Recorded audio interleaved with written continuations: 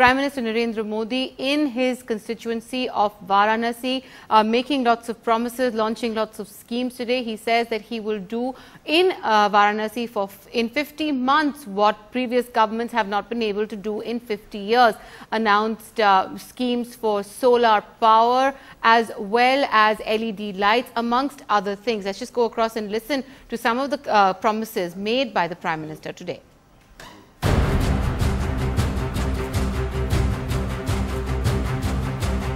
लेकिन आपने जो काम 50 साल नहीं किया है वो 50 महीने में मैं पूरा करके रहूंगा, ये मैं बताने आया।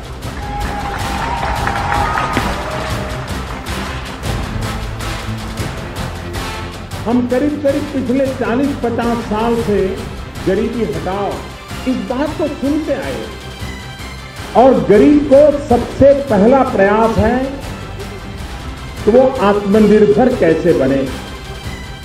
जो पैसे बचेंगे वो काशी को स्वच्छता के लिए अगर लगा दिए गए तो मेरा काशी चमकता रहेगा, शाम को रोशनी से चमकेगा और दिन में सफाई से चमकेगा।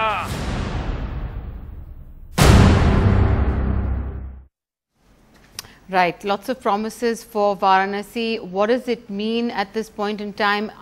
Have any of these measures been implemented that were promised last year as well? As we said, Banaras on the cleanliness index, the Swachh India index, 418 out of 476 cities that were surveyed. Not a very good statistic for the VVIP constituency of the country. Well, joining me to discuss today's speech by Prime Minister Modi in Varanasi, from the BJP, we've been joined by GVL Narasimha Rao, from the Congress in Uttar Pradesh, Rita Bahuguna Joshi, the spokesperson of the Samajwadi Party, Gaurav Bhatia, also joining us.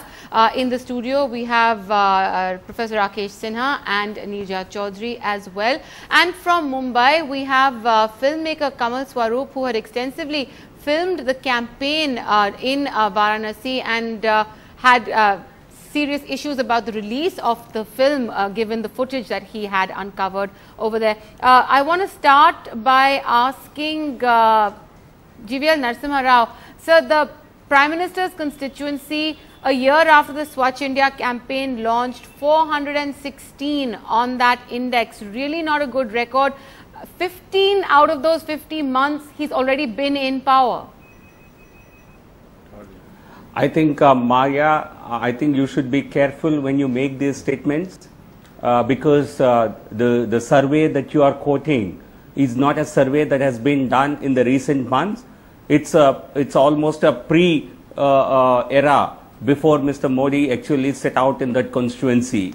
So please don't mislead your viewers. Please mention facts in proper light. And this certainly shows that the challenges are fairly large and it's not easy. It's certainly a very big task that Mr. Modi has set out himself for. And already I think some results are already visible. The kind of results that you can see in a way is Asi Ghat, where he actually launched this Swachh Bharat mission in November, December last year. I think it looks much cleaner today compared to what it was earlier. Steamboats have been provided for transportation of dead bodies so that does not pollute River Ganga. Right. So I think it's a gigantic challenge without doubt. Right. But certainly I think the Prime Minister and his team are certainly addressing these challenges very efficiently. And you can certainly, the manner in which he had cleaned the Sabarmati riverfront in Ahmedabad and made it a great tourist attraction. So use that as an example. You will for sure see a changed Varanasi will be visible in some time to come. Before I move to our other political guests, Kamal Swaroop, I want to actually get you into this as well. What did you film? What was so problematic about what you had filmed on the streets of Varanasi? Means with the problem with the sensor or what we saw there? What were the images you had captured? The images were all the parties giving rhetorics in evoking the masses and the street fights amongst the various parties. In terms of the state of the city? all leaders abusing each other. In terms of the state of the city? Yes, in the city. No, what was the state of Varanasi? In the streets. What were I mean, the there conditions? was kind of a celebration because the celebration and of course challenging each other verbally. Okay. All right. So the campaign clearly a very hot one at that point before the Lok Sabha elections in Varanasi. Gaurav Bhatia. Yes, Can you tell us Uttar Pradesh, the cities that were surveyed, the Swachh campaign, what is the state government's responsibility as well? The Prime Minister is the MP from there, he has a quota, he can announce certain measures. But the state of Varanasi is also something the state government is responsible for. I absolutely agree with you that the state government has a responsibility towards the entire state and for also a city like Varanasi, which is historically very important. I would just first start by the positive steps that the SP government has taken and then come to what Mr. Narendra Modi has delivered for the people of Varanasi. There were recruitment centers being set up all over the state and Varanasi has been selected as one of the city for a special recruitment center where youth would apply and they would be employed. Apart from that, a major issue in Varanasi was the temple, Kashi Vishwanath temple that people were visiting. Now, the state administration has taken the responsibility of the temple. We have ensured that the facilities there are spruced up and the pilgrims can now feel the difference. Third, a very important decision is of setting up a power project just near Varanasi, which would be generating 1000 megawatts of power. Gaurav Bhatia, if I can now, ask these you, are some measures. Gaurav Bhatia, if I can ask you, then in that case, if these are all sort of going on schedule, what do you make of the Prime Minister's announcements today? Some major schemes were launched today. No, that's what I wanted to come, but first it was my duty to highlight what the state government has done. You would appreciate that if Prime Minister is elected from a constituency, and especially after making very tall promises during the campaign, the people of the constituency and especially Varanasi also had very high expectations. But today, those hopes have been shattered. Nothing has changed on ground and all the ambitious plans that Mr. Narendra Modi spoke about for UP and especially Varanasi completely remain unfulfilled. Okay. So that is the disappointment from the people and also the state government is disappointed because the central government has not contributed the way we expected them to contribute. Okay, Gaurav Bhatia, thanks very much for that. Rakesh Sinha, I want to ask you, one of the schemes that were launched today was this gifting of e-rickshaws and all as well. But, you know, they were colored saffron for some reason. What was did you see any symbolism behind the fact that they were colored, these e-rickshaws? Why get into political symbolism if it's actually schemes for development? Before coming to this question, I would like to make remarks on Varanasi. Varanasi is not a simple city. It is not a part of one of the districts of the Uttar Pradesh. Not merely one of the constituencies election for the purpose of the election. Right. I think it has a cultural history and it is a part of India's legacy. And it's both spiritual and cultural. And I think for the last, at least after the independence, such cities have been deliberately ignored and neglected. I say that this is a part of the negative project of the successive governments. Right. To ignore and neglect such cities just like Ayodhya, Varanasi.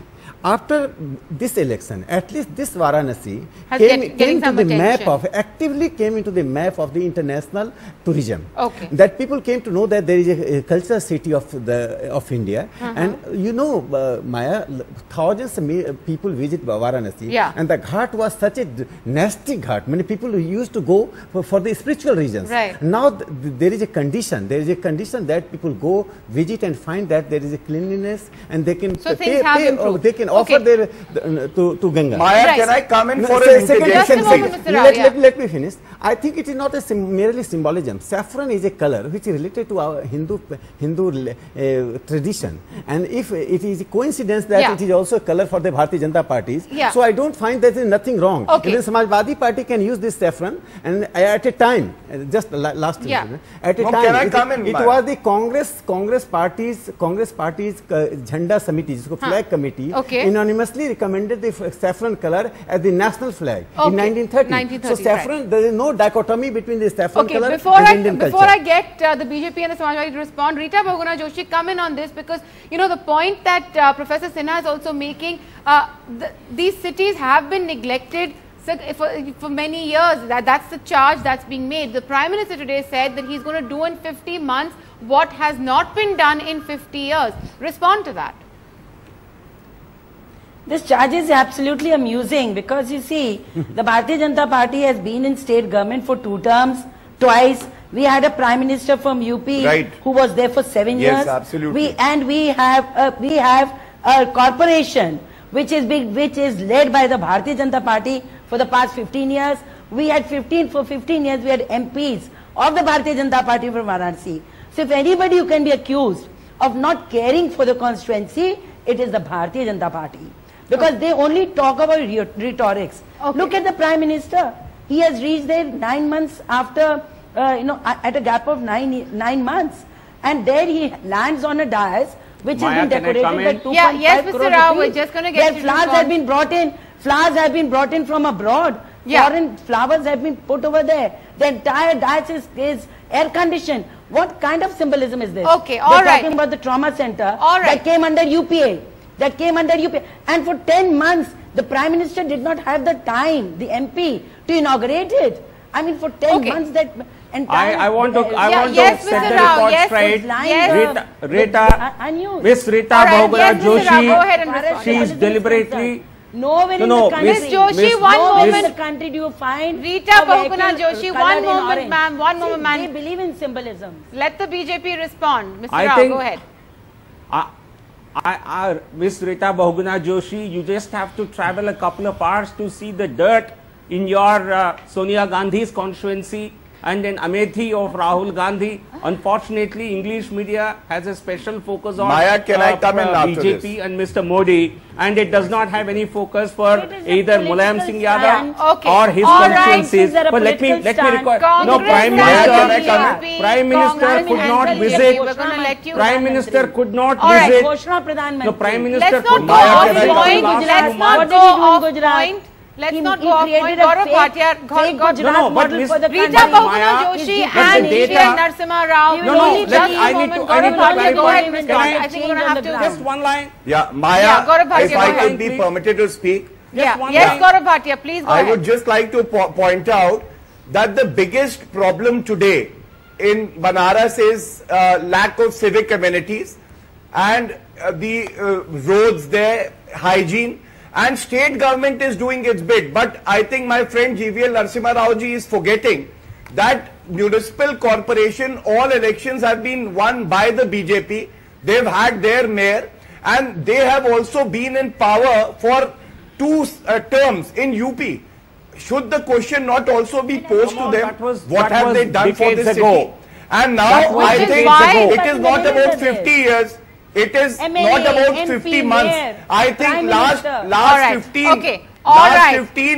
last 15 months, what has Mr. Narendra Modi done for his own constituency? To come in and introduce some standards. That I think is an important question that needs to be answered by the BJP. All possible. He tries to charm people with his... it always becomes a political slugfest. These are serious issues. The Swachh Bharat campaign is something that the country has supported the Prime Minister for. Development issues are very high on the agenda. This is the first time he's visited his constituency in like 9 months.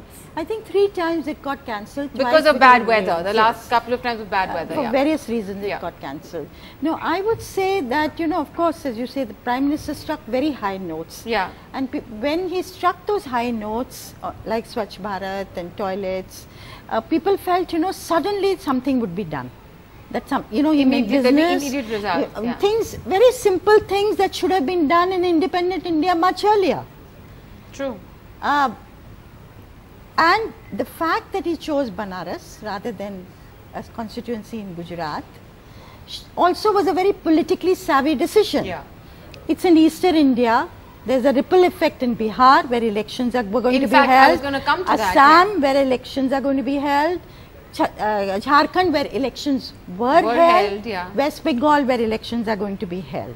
So it was politically a very live capital from where a message ripple effect could go out, right, spread out. Now, given that, I haven't been since the Lok Sabha elections to Banaras, but there have been people who've come and they say there is some improvement. It's not that there isn't any. Yeah, there isn't any, but it is not dramatic enough as was expected. Suppose you had one element, the ghats completely cleaned up. Of course, cleaning the Ganga is much more difficult because you have the sewage of the city emptied into the Ganga. How you're going to deal with this problem is much more difficult. Well, for decades, nobody's been able to do it. But some other things that are visibly, dramatically different would have sent a very different message. The point that you just made just now about a ripple effect and an eye on elections. In fact, one of the things that was written today is that, you know, he's chosen also to go at this time because the Bihar elections are around the corner. It's 100 kilometers from the Bihar border. The ripple effect is going to go across. Well, many people are saying, I don't know how true it is, that the e-rickshaws given were, a large number of them are Biharis, but you know, 500 rickshaws are not going to make a difference to the elections in Bihar.